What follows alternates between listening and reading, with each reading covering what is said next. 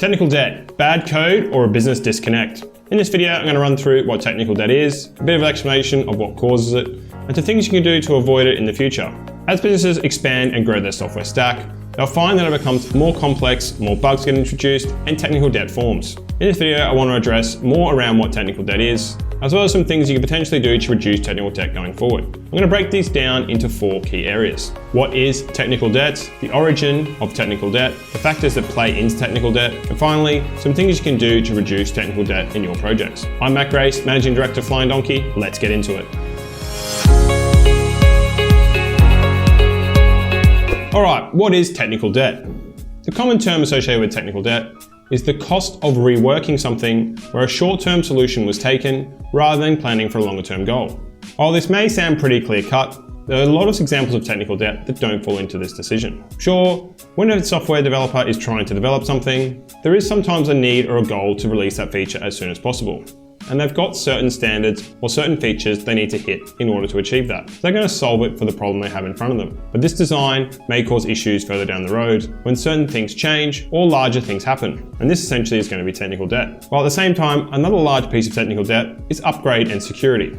Essentially, with upgrading and security, a lot of these things are almost unavoidable. For example, we do a lot of Angular and .NET upgrades here at Flying Donkey, and while these essentially will fall into technical debt, nothing you can do at the time will allow you to avoid doing these in the future. Simply put, if you're on Angular 11 now, you are going to have technical debt in the future, because when Angular 12, 13, and Angular 20 eventually come out, you need to upgrade to those technologies. And when those new upgrades come out, they will fall into your technical debt pile. So simply put, technical debt is generally a shortcut taken by a developer or a non-understanding of functionality up front that will impact things further down the line. But there are things that fall outside this, such as upgrades or security issues that are not known at the time of implementation and come later down the line and form technical debt. Technical debt's origin. Now, there's a lot of stories around where technical debt orientated, but I quite like this quote from Ward Cunningham. But what he's saying is, developers, when they're solving a problem in front of them, don't see the wider or future implications of the code. And this could be down to the developers not understanding fully the business, or this could be the business not foreseeing what their customers want. Essentially, this comes back to coding for the solution you have in front of you, which then causes problems to occur in the future, essentially being technical debt. Now, let's have a closer look at that as we jump into point 3, and that is factors that impact technical debt. Well, while we've talked about potentially lack of understanding or lack of a wider picture, and I even touched on upgrades and securities, technical debt can be caused by a wide range of different reasons. Rapid change. This one's probably the most obvious and obviously most pertinent as we are living in a world of COVID-19. As businesses need to adapt now and get things done sooner rather than later, shortcuts and solutions were made in order to solve today's problem to get things working that would incur technical debt. Now, obviously in hindsight, it's always easy to say it should be done a different way, but at the time, businesses were trying to rapidly change in order to get themselves and their workforces back and operational again. In this process, technical debt would be formed, as solutions that would be put in place would be suboptimal because they would be easier and faster to implement. Unexpected integration issues. Whenever integrating 2 or more systems, it's always very hard to see the full wide picture of every piece of functionality that's going to be implemented. And so integrating generally means just trying to hook one system up to another. You're normally just trying to get it going and working. But there's always going to be more functionality you need to add, more cases you need to cater for, or more error scenarios you need to handle. And these are going to fall into a technical debt. Ease of refactoring or readability. Technical debt can also fall into a category of it needs to be rewritten just because it's too difficult to understand. Again, this is common when you're sitting there and trying to solve a problem. You're really just trying to achieve an outcome and work it out. Once you've worked out the problem and you know how you're actually going to execute it, it's a lot simpler to come back and refactor those changes to make them simpler to maintain and simpler to read for another developer. Again, depending on the timeframes and deadlines for these features, sometimes this refactoring is not allowed in the initial commits, and therefore technical debt is formed. A refactoring process would have to come back so that maintenance and readability of this code is easier, and therefore this would form a technical debt item. Finally, I want to talk about how to reduce technical debt.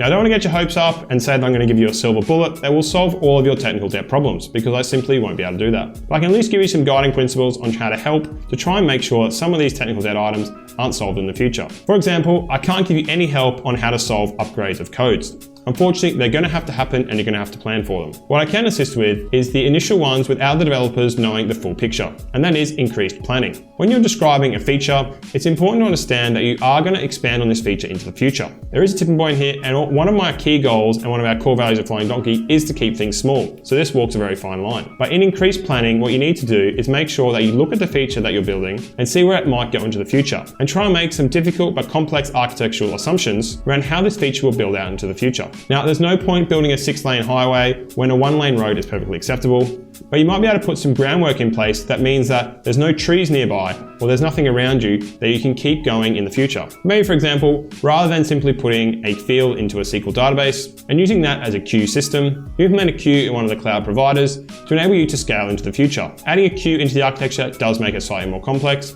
but it does future-proof you for scale and simplicity in the future. But it's key to understand how these features are going to be used and whether, for example, this queue system will be used by other features. And it's this increased planning that can really help in reducing technical debt. Essentially trying to eliminate these easy shortcuts that are taken up front and making it clear to the developer that this is where the feature is going and therefore this is what you need to design the feature around. Reducing that technical debt right up front. Plan for refactoring. I mentioned that when you're building something, you generally want to release the feature, and sometimes you just don't have time to refactor. Therefore, to reduce technical debt, again, you can allow additional time to allow refactoring. In my experience, almost all code is going to need some refactoring after it's been written, and that's simply because the developer is concentrating on getting something written. Once it's written, they have a much better idea on solving that problem, and therefore they can refactor it very easily. I go into more detail about a red-green approach that we use. But essentially speaking, what this is we look to develop the piece of software to make sure that it works how we want it to do. That's essentially the proof of concept or the actual functioning piece of software. And this would be considered to be red code. This code needs to be refactored prior to it happening, and therefore it will turn into green code. Essentially what we're doing here is we're making the deliverable of clean refactored code as part of the initial deliverable, and therefore not putting technical debt into the technical debt pile.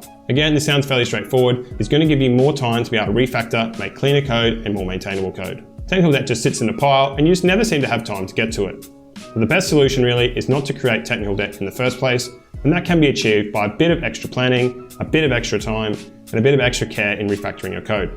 Overall, continuous integration and continuous deployment, as well as agile methodologies, do help with technical debt because you're looking to constantly update and upgrade your software. This means that refactoring and technical debt can be handled on a day-to-day basis and added into sprints as and when needed. And while technical debt can't be reduced to zero, there are a few things I've outlined that can help you reduce technical debt in your projects. Addressing technical debt is one of the key things we help our clients with, and it's simply because they can't get to it. We do help clients come in and look at their technical debt backlogs and try and address them and reduce them down. By allowing your product to have an external team to come in and address all your potential security or refactoring issues, and particularly your technical debt, you can get on top and make a far easier and maintained product that will save you in the long run. If you have issues with technical debt or would like help in refactoring or assisting with your technical debt pile, please get in touch with us at Flying Donkey and we'd love to help.